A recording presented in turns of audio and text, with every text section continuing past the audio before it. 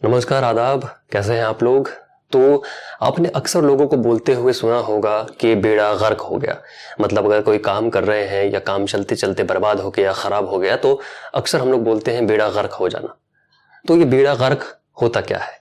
तो बेड़ा गर्क जो है वो दो लफ्जों से मिलकर बना है, बेड़ा और गर्क।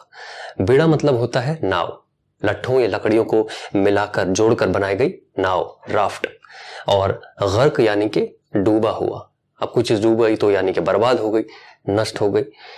एक शेर पढ़ता हूं फर्रुख जाफरी का कि थे उसके हाथ लहू में हमारे गर्क मगर, थे उसके हाथ लहू में हमारे गर्क मगर, जरा भी शर्म न आई उसे मुकरते हुए। तो ये था आज का लफ्ज बेड़ा गर्क। मैं फिर से आपको मिलूंगा एक और लफ्ज के साथ। तब तक के लिए आप लोग ख्याल रखें।